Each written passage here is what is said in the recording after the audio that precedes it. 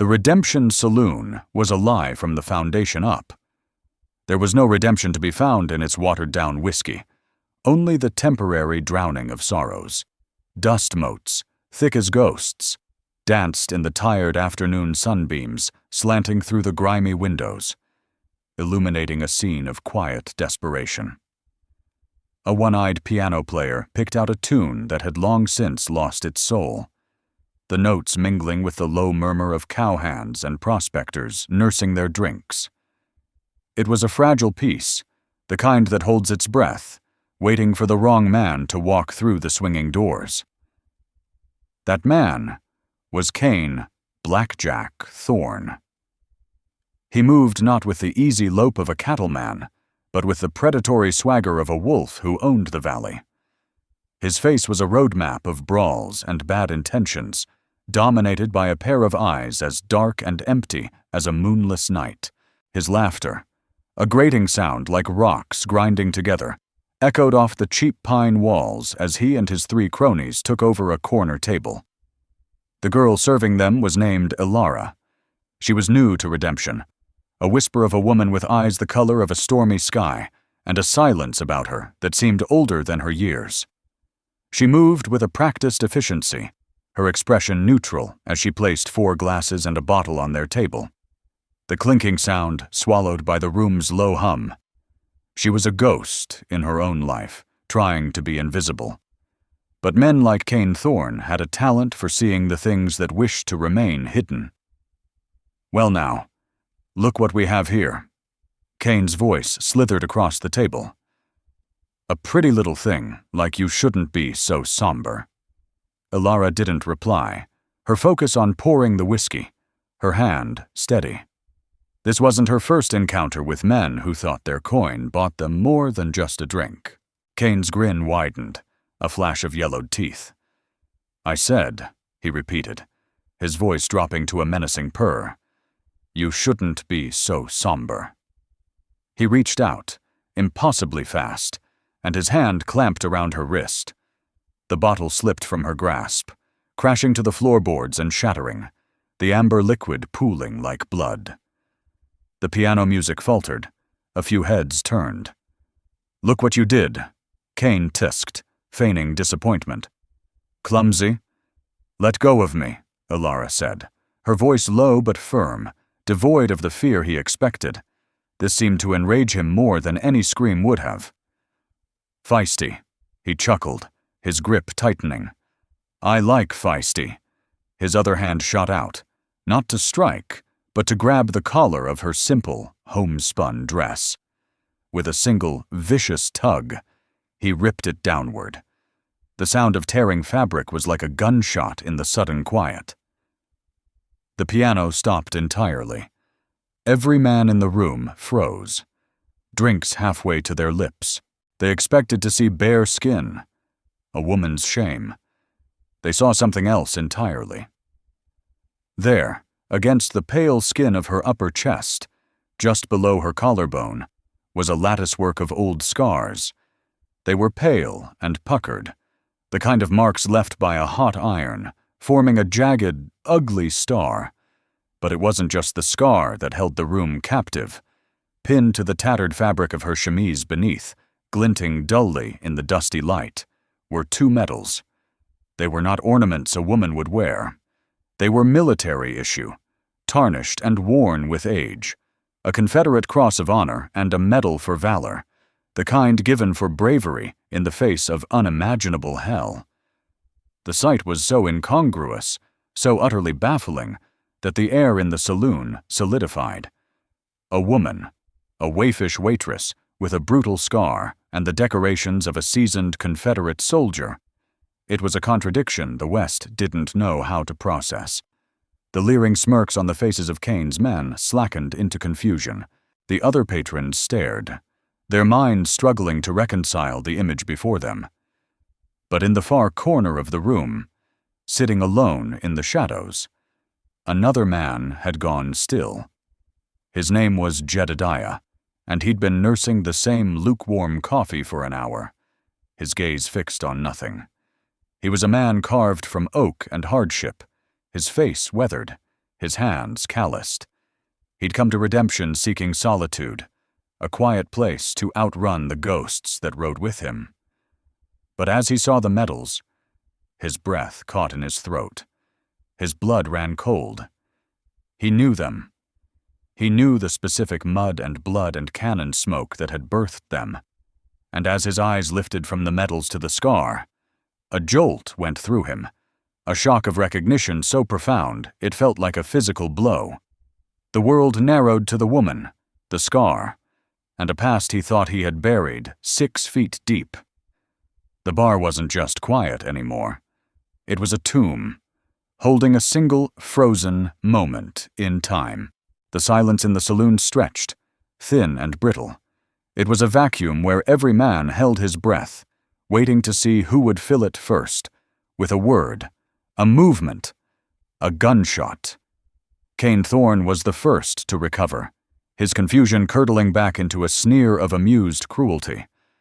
He saw not a story, but a new angle for his sadism. "Well, I'll be," he drawled, his thumb tracing the edge of one of the medals, making Alara flinch. "Playing soldier, little girl. Did you steal these from your dead daddy's coat?" His men snickered, the tension breaking just enough for their sycophantic loyalty to resurface. Ilara's face was a mask of stone, but her stormy eyes burned with a fire that had been banked for years. She didn't struggle, didn't speak. She simply endured, her posture rigid with a dignity that seemed utterly out of place amidst the filth and shattered glass. That's when Jedediah moved. He didn't stand up with a dramatic scrape of his chair or a loud declaration. He rose like smoke, a silent, fluid motion that drew no attention until he was already halfway across the room. There was no anger in his face, no righteous fury. There was something far more terrifying, a complete and utter absence of emotion, a cold, focused calm that spoke of a man long past the point of simple rage. His eyes, the color of faded denim, were fixed not on Kane's face, but on the hand that was still touching the medal. "Take your hand off her," Jedediah said. His voice wasn't loud, but it cut through the room's lingering humidity like a razor. It was a voice accustomed to giving orders and being obeyed, a voice that carried the weight of old battles and forgotten commands. Kane turned, his surprise evident. He looked Jedediah up and down, taking in the worn duster, the plain leather gun belt, and the weary lines on the stranger's face. He saw no threat, only a drifter with a misplaced sense of chivalry. "Or what, old man?" Kane spat, his chest puffing out. "You and what army?" Jedediah didn't answer with words. His left hand, with a speed that defied his weary appearance, shot out and clamped down on Kane's wrist. It wasn't a punch, it was a seizure.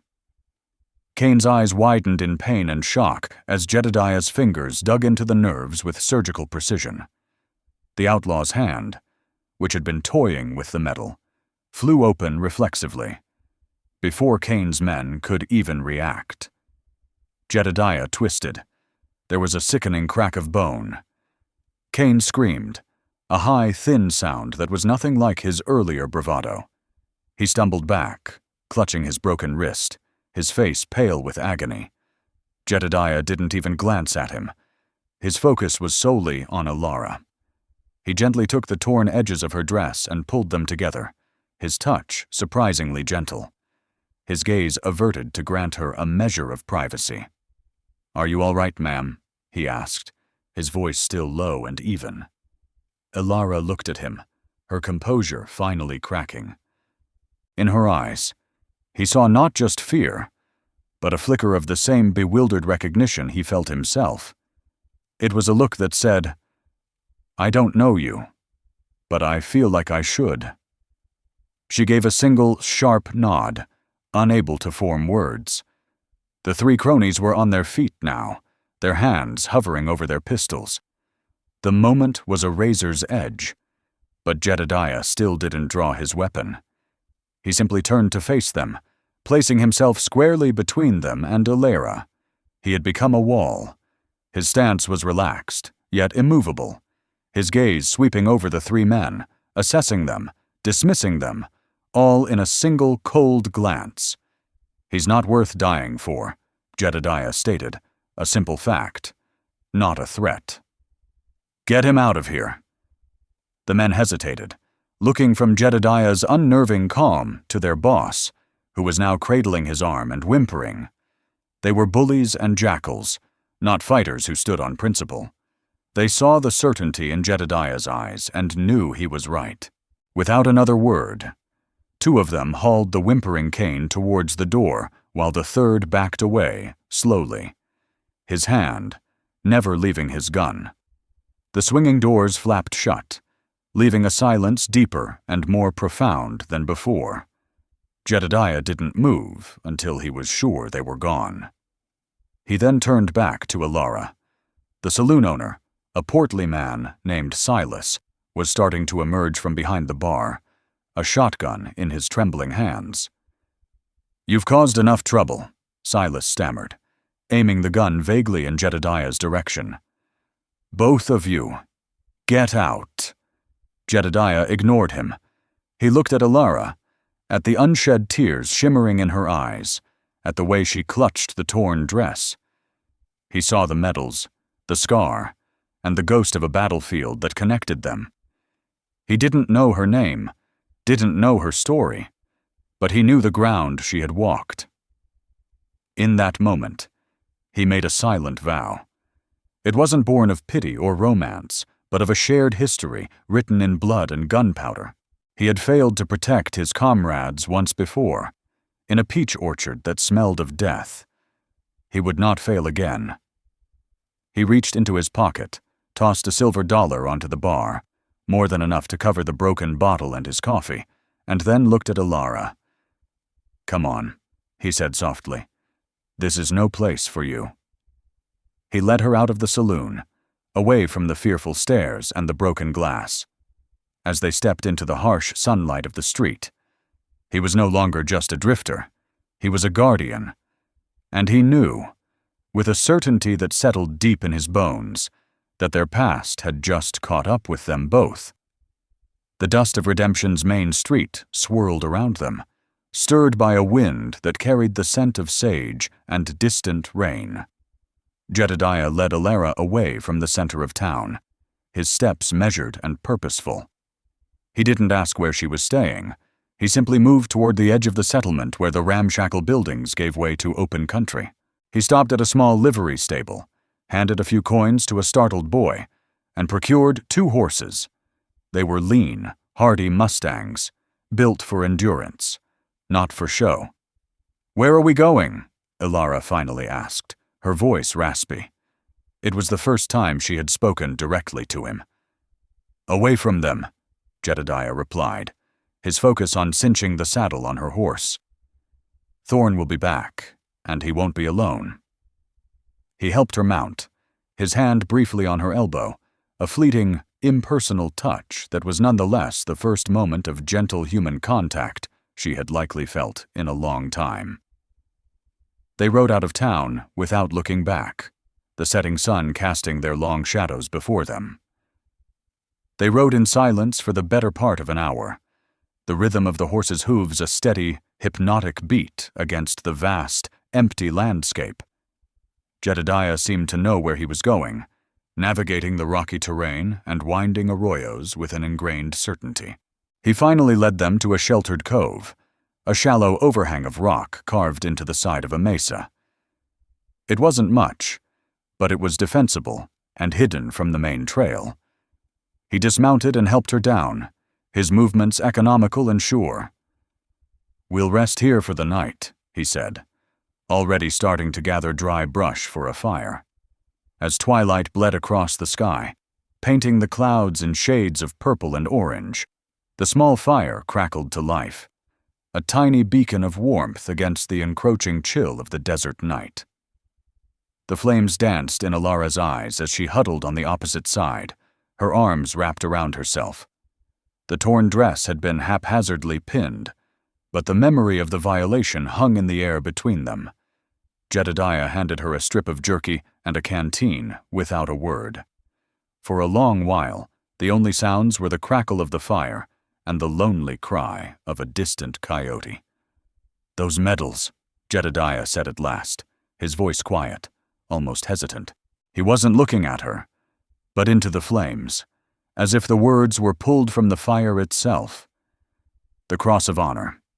They didn't give many of those out, especially not after." He trailed off, the unspoken name of the battle hanging heavy in the air. Ilara's hand went instinctively to her chest, her fingers brushing against the hard edges of the metal beneath the fabric.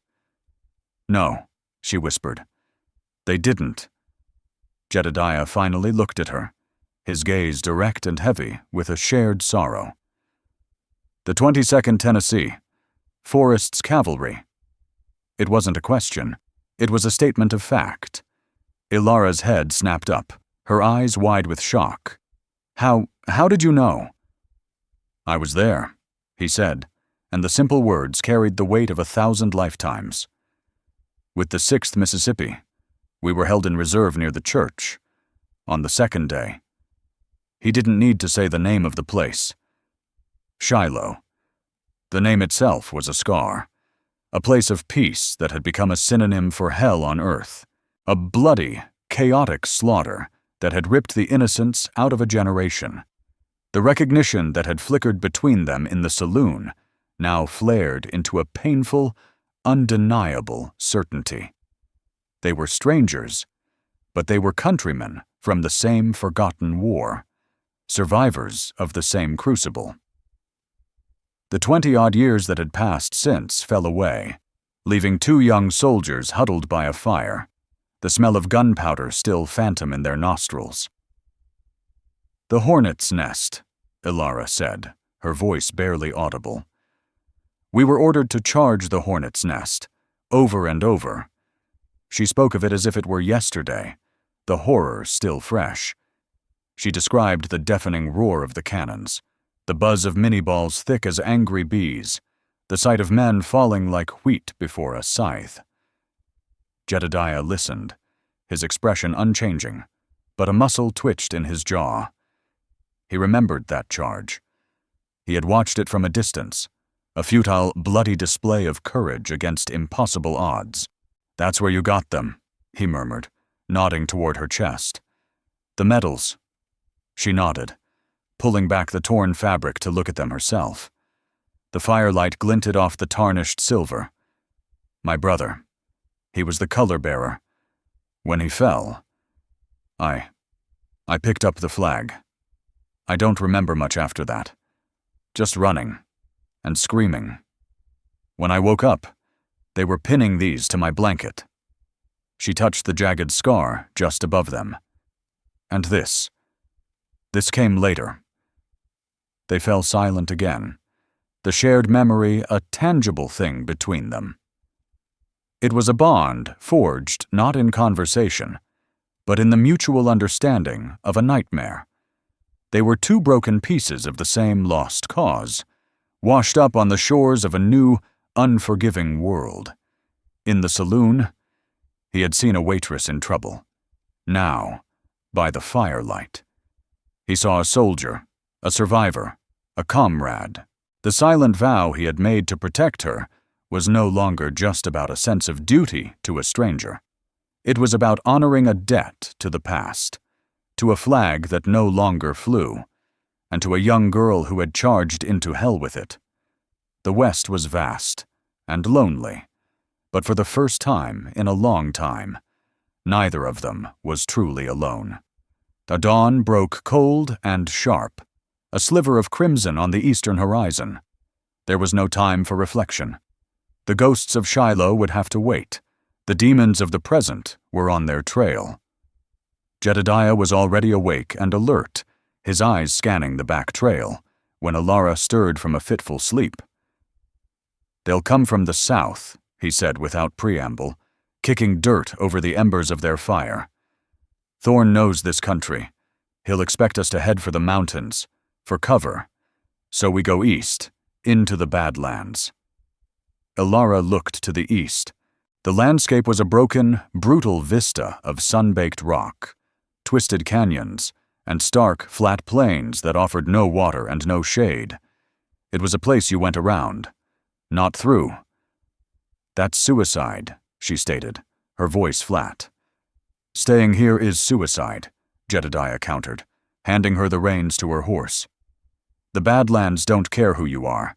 They'll kill you just the same as a bullet, but they're honest about it. Thorne's men, they'll be less so. It's our only chance."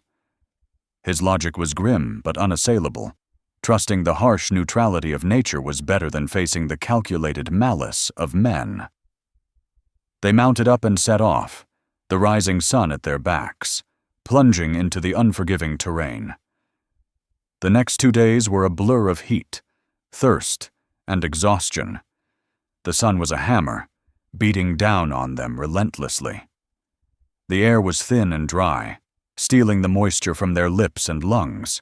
The world was reduced to the plodding rhythm of their horses' hooves on baked earth and the burning ache in their muscles. Jedediah pushed them hard, stopping only for brief, necessary rests in the slivers of shade offered by towering rock formations. He was a creature of this harsh environment, reading the land like a book, finding hidden game trails and conserving the energy of their mounts with a practiced skill. Ilara, to his surprise, kept pace without a word of complaint. The fragile woman from the saloon was gone. In her place was the soldier she had once been. She endured the hardship with a stoic resolve that Jedediah recognized and respected. He saw the way she watched their back trail, the way she instinctively chose the path with the best footing for her horse. The crucible of Shiloh had forged something unbreakable in her. Their shared past remained an unspoken continent between them. There was no time for stories. Their communication was clipped, functional. "Water," he'd say, passing her the canteen. "Rest," she'd signal, pointing to a patch of shade. Yet, in this shared struggle, a new kind of intimacy grew. It was the trust of soldiers who knew their lives depended on one another. He saw the exhaustion etched around her eyes and called a halt she wouldn't have asked for. She noticed a cut on his arm from a thorny bush, and that night, quietly dressed it with a strip of cloth torn from her petticoat.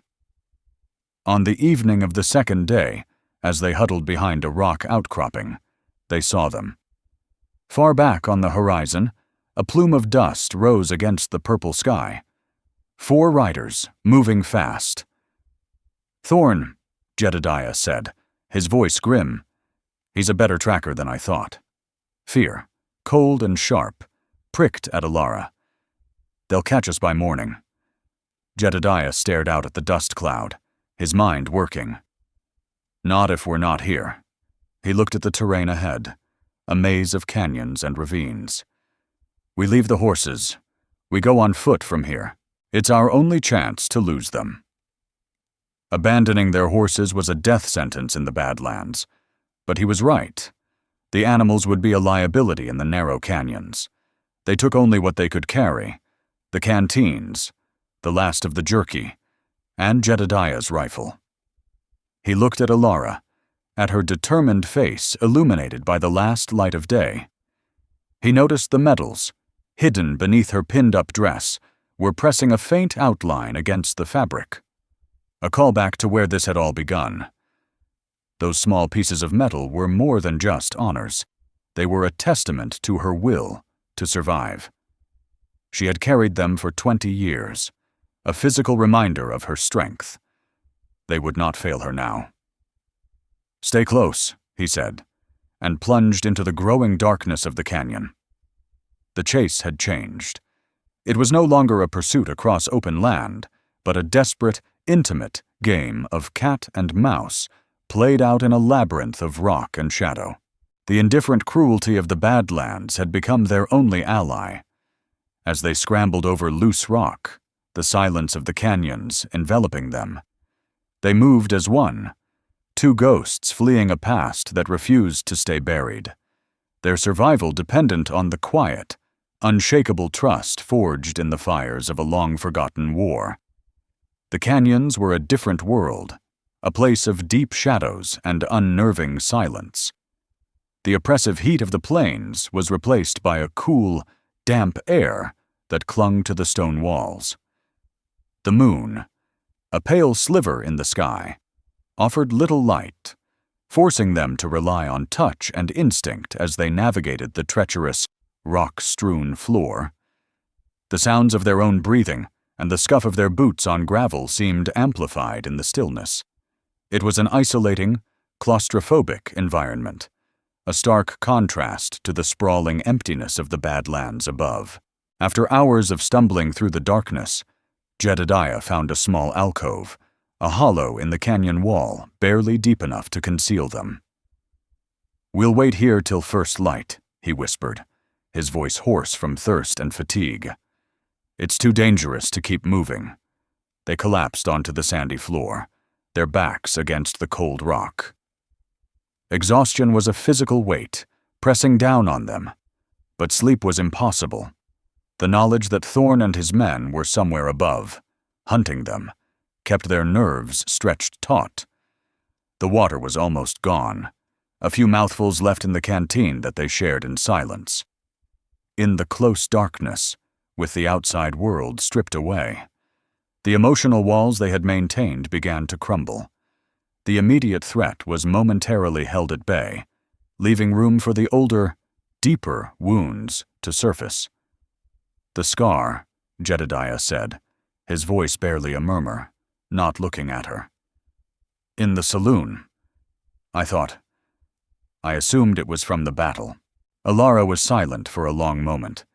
He could feel her tense beside him in the dark. When she finally spoke, her voice was brittle, like dry leaves skittering across pavement. "Everyone assumes that," she said. "It's easier that way. A wound from a Yankee bayonet is honorable." The word honorable hung in the air, dripping with a bitterness that 20 years hadn't diluted. "It wasn't a Yankee?" she continued, her voice gaining a hard, sharp edge. "It was one of our own." Jedediah turned to look at her, but her face was lost in shadow. He could only make out the faint silhouette of her head, bowed slightly. "We had a captain," she began, the story pouring out of her now, a torrent held back for too long. "A man named Thorn, Captain Marcus Thorn." Jedediah's blood ran cold. Thorn, the name of the man hunting them. It couldn't be a coincidence. The West was a big place, but it wasn't that big. "He was a coward," Alara spat, the venom in her voice startling. "And a thief. While men were dying in the mud at Shiloh, he was looting the supply wagons, stealing medicine, food, payroll. I saw him. My brother and we saw him loading crates onto a private wagon, away from the lines." She paused, taking a ragged breath. "We reported him. We thought it was our duty. But Thorn, he was clever. He had friends in high places. The complaint was buried. After my brother was killed, and I was in the field hospital. He came to see me. He wasn't there to offer condolences." The memory was so vivid, she began to shiver despite the still air. "He came with 2 of his men. They held me down. He said a lesson needed to be learned about loyalty. He said a woman had no place speaking on the affairs of men. He took a branding iron from the surgeon's fire, one they used for cauterizing wounds, a star, from a broken piece of equipment." Her voice broke. Jedediah didn't move, didn't speak. He just listened, his silence a vessel for her pain. He felt a rage building in his chest, cold and pure. It was a rage he hadn't felt since the war, a righteous fury against an injustice so profound it stained the soul. "He marked me," she whispered, her hand rising to her chest. "Like livestock, a warning to anyone else who might think to cross him. He told me that the official report would say I had tried to desert, and that my medals were being revoked. He left me for dead, I survived. But Alara, the girl who carried the flag, she died in that tent. The truth of it settled between them, a horrifying, ugly thing. The scar was not a mark of battle, but of betrayal. The medals she wore were not just a memory of her brother's courage, but an act of defiance against the man who had tried to strip her of her honor. She wore them to remember who she was, to spite the man who had tried to erase her. Cain Blackjack Thorne, Jedediah said, the name tasting like poison. He calls himself Cain now. Alara looked up, and even in the darkness, he could feel the burning intensity of her gaze. You know him? He's the man from the saloon, Jedediah said, the final terrible piece of the puzzle clicking into place. The man who tore your dress. The man who is hunting us now. The silence that followed was absolute. The ghost from their past wasn't just a memory. He was real, and he was closing in. The chase was no longer a simple matter of survival, of a good man protecting a wronged woman from a common outlaw. It had become a reckoning. A 20-year-old crime was screaming for justice, and the canyon had become a courtroom. Two survivors of Shiloh were now facing the architect of their deepest wounds, and they both knew this could only end one way. The Badlands would have their due. The revelation hung in the cold, still air of the alcove, a tangible presence more chilling than the pre-dawn air. The man hunting them was not just a random brute. He was the ghost from Shiloh, the source of Alara's deepest wound, the architect of a betrayal that had festered for 2 decades. Cain Blackjack Thorne was Captain Marcus Thorne. The world, which had felt vast and chaotic, suddenly snapped into a terrifyingly small and personal focus. For Jedediah, it was as if a veil had been lifted. The seemingly random act of violence in the saloon was now cast in a new, sinister light. Thorne hadn't just been harassing a nameless waitress. Had he, on some level, recognized her? Or perhaps he recognized the medals, the symbols of a past he had tried to bury with theft and brutality. Maybe he saw in her defiance a faint echo of the girl who had dared to accuse him, and his cruel, instinctual reaction was to tear down that dignity, just as he had done 20 years before. The pursuit was no longer a flight for survival. It had transformed into something else entirely. It was a convergence, a fated collision course with history. Jedediah felt the shift deep in his bones. The weariness that had settled in him since the war, a constant low-grade exhaustion of the soul, was burned away by the clean, cold fire of purpose. For years, he had been drifting, a man without a war to fight or a cause to serve. The war had followed him home, as it did for all of them, but it had been a war of memory and regret. Now, the war had a face and a name. He didn't recognize me, Alara whispered, answering his unspoken question. Her voice was shaking, not with fear, but with a dawning, terrible clarity. If he had, he would have killed me right there in the saloon. He wouldn't have toyed with me. He would have erased the last witness. She shuddered. But when I didn't cower, maybe he saw something. An echo. He saw the medals. Jedediah corrected her gently. He saw his own history staring back at him, and he did the only thing a man like that knows how to do. He tried to tear it down. He looked out from their hiding place toward the mouth of the canyon, where the sky was beginning to soften from black to a deep indigo. They had a choice. They could keep running, try to lose him in the maze of canyons and hope to make it to the next town. Or they could stop. They could turn. The decision was made without a word being spoken. It passed between them in a shared glance, an understanding that ran deeper than language. You can't outrun a ghost. Sooner or later, you have to turn and face it. Their flight was over. The hunt had begun. His weakness, Jedediah said, his mind shifting from prey to predator. is his arrogance. He thinks he's hunting a weary drifter and a terrified woman. He doesn't know he's hunting 2 soldiers from the 22nd Tennessee and the 6th Mississippi. He allowed himself a grim, fleeting smile. And he's on our ground now. He began to outline a plan, his voice low and steady, the voice of a man who understood strategy, who knew how to use the land as a weapon. He spoke of choke points, of rock slides, of using the echoes of the canyon to their advantage. He was no longer just a protector. He was a commander again, planning one final engagement. As he spoke, Ilara listened, her initial shock giving way to a cold resolve. The fear that had lived in her for 20 years, a constant, quiet companion, was being replaced by a righteous anger. The scar on her chest, for so long a source of shame and a symbol of her victimhood, now felt different. She touched it through the fabric of her dress. It was no longer just a brand of betrayal. It was a map. It was a promise. It was the reason this day had come.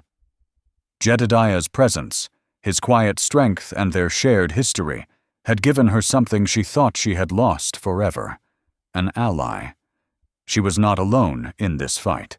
"There's a place," she said, interrupting him, her voice clear and strong. "A place where the canyon narrows, with a rock formation that looks like a split spire. We passed it in the dark." Jedediah looked at her, seeing the strategist emerge. "I know the one. The ground there is loose shale," she continued. "A man on horseback would be a fool to cross it. A man in a hurry, chasing someone. He wouldn't see it until it was too late." A grim understanding passed between them. They now had a location for their final stand. The ghosts of the past were no longer chasing them. They were being led into a trap.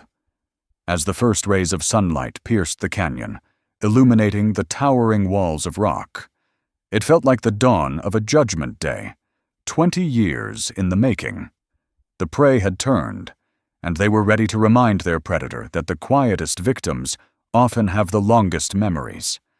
The place Ilara had described was perfect. It was a natural bottleneck where the canyon walls squeezed together, forcing the path into a narrow, treacherous passage. On one side, a sheer cliff face rose hundreds of feet. On the other, a steep slope of loose, unstable shale slid down into a deep, shadowy ravine. The split spire of rock she'd mentioned stood like a grim sentinel guarding the pass. It was an ambush waiting to happen, a place where arrogance would be paid for in blood and gravity. Jedediah and Ilara positioned themselves on a ledge 100 feet above the trail, concealed by a cluster of weathered boulders. From their perch, they had a clear view of the passage below. They had spent the last hour meticulously preparing, loosening key rocks at the top of the shale slide, creating the foundation for a small avalanche that could be triggered with a single, well-placed push. There was only one rifle between them, but Jedediah knew this fight wouldn't be won with bullets alone. It would be won with patience and precision. They didn't have to wait long. As the sun climbed higher, casting sharp shadows across the canyon floor, the sound of approaching horses echoed off the rock walls. 4 riders appeared, moving with a careless confidence. Thorn was in the lead, his broken arm in a crude sling, his face a mask of frustrated rage. He was pushing his men, and his horses, hard. Jedediah laid a calming hand on Ilara's arm. Her breathing was shallow, her knuckles white as she clutched a heavy, flat rock. He saw the fire in her eyes and knew he had to temper it. "Wait for my signal," he whispered, his voice a low rumble. "Let him commit." Thorn and his men rode directly into the narrows, their eyes scanning the trail ahead, never once thinking to look up. They were hunters focused on their prey, blind to the trap closing around them. As the last rider cleared the entrance to the pass, Jedediah gave a sharp nod. Together, he and Ilara pushed the keystone rock. It started with a low rumble, a grating sound that quickly grew into a roar. The shale slope gave way, a river of stone and dust cascading down into the pass. The horses screamed in terror, rearing and stumbling. One of Thorn's men was swept away instantly, horse and rider disappearing into the churning chaos. Another horse lost its footing, throwing its rider against the canyon wall with a sickening crunch. Thorn and his remaining man managed to control their panicked mounts, spinning them around just as the main slide thundered past, blocking the path behind them. They were trapped. "Up there!" the last man screamed, pointing toward the ledge. Jedediah raised the rifle. He didn't aim for the man, but for the rock just above his head. He fired. The shot cracked through the canyon, and a shower of rock fragments rained down, spooking the man's horse into a final, uncontrollable frenzy. It bucked him off and galloped madly back the way they had come, leaving Thorn utterly alone, facing his past. Thorn stared up at the ledge, his face a mixture of fury and dawning comprehension. He drew his pistol with his good hand, firing wildly. The shots went wide, ricocheting harmlessly off the boulders. "Get down here and face me, you coward," he bellowed, his voice echoing. "We tried that once, Captain." Ilara's voice called down, clear and steady, laced with 20 years of ice. "You preferred to use a branding iron." The moment she spoke, Thorn froze. The color drained from his face. He stared up, not at the shadowy figure of Jedediah, but at the woman beside him, now stepping into the light. He saw her face, and the recognition hit him like a physical blow. The waitress from the saloon, the girl from the medical tent, the witness. "You," he breathed, the word a ragged whisper of disbelief and horror. Jedediah began to make his way down a series of natural handholds, leaving the rifle with Ilara. "Stay there," he commanded. "Keep him covered." This was his fight now. He dropped the last 10 feet to the canyon floor, landing with a soft thud on the sandy ground. He stood before Thorn, not as a drifter, but as the man he had been, a soldier of the 6th Mississippi. "You don't remember me, Thorn," Jedediah said, his voice level. "But I remember you. I remember your face in the officer's tent. I remember the stories about stolen supplies. I just never knew the rest of it." Thorn, trapped and cornered, fell back on his bluster. "I don't know what you're talking about." "You took everything from her," Jedediah continued, advancing slowly. "Her brother, her honor, her name. You tried to bury her, but some things don't stay buried." With a roar of desperation, Thorn lunged, firing his pistol, but Jedediah was already moving, deflecting the gun hand and driving his shoulder into Thorn's chest. They crashed to the ground, a tangle of limbs. It wasn't a gunfight, it was a brawl, brutal and primal. Jedediah was fueled by a righteous fury, Thorn by cornered animal terror.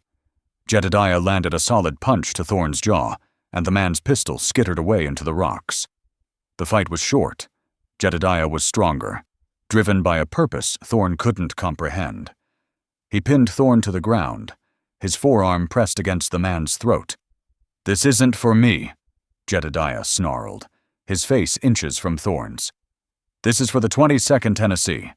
For every boy who died in the mud while you were filling your pockets." He looked up at Ilara, still watching from the ledge, a silent judge. "And it's for her." He drew his knife. For a moment, Thorn thought he was going to be killed, but Jedediah had no interest in simple vengeance. With a swift, deliberate motion, he used the tip of the blade to cut the sling holding Thorn's broken arm, letting it fall uselessly to his side. Then, he stood up. "Get up!" Jedediah commanded. Thorn staggered to his feet, clutching his arm, his eyes darting around for an escape that didn't exist. "You're not going to die today," Jedediah said, his voice cold. "That would be too easy. You're going to walk out of this canyon, and you're going to carry that broken arm and the memory of this day for the rest of your miserable life. And you will tell people what happened here. You will tell them who Alara is and what you did to her. Her story won't be a secret anymore. It will be your shame." He turned his back on Thorn, an act of ultimate dismissal, and walked toward the rock slide, beginning to look for a way through. Justice wasn't always about a bullet. Sometimes, it was about forcing a man to live with the truth. As he walked away, he knew they hadn't just defeated an old enemy. They had reclaimed a piece of their own souls from the wreckage of the past. The sun, now high in the sky, flooded the canyon, and for the first time in a long time, it felt less like a tomb and more like a place of peace. In the harshest corners of the West, it's easy to believe that power comes from the barrel of a gun and that survival belongs only to the ruthless. But the true foundation of this land was never built on cruelty. It was built on silent promises and debts of honor, on the stubborn refusal to let the past have the final say. The story of Jedediah and Alara is a testament to the fact that courage is not the absence of fear or pain, but the choice to face it, even 20 years late. Their reckoning in the canyon wasn't just about vengeance, it was about redemption. It was about two broken souls finding a way to mend not only their own past, but each other's. Their story reminds us that even after the loudest cannons of war have fallen silent, the quietest whispers of truth can still echo through the canyons, demanding to be heard. In the unforgiving landscape of the human heart, true strength is not found in the scars we inflict, but in the choice to help another heal theirs. Compassion is not a weakness to be exploited, but the most resilient fortress one can build against the wilderness, both outside and within. The West may be a land of brutal endings, but it is also a land of quiet, hard-won new beginnings.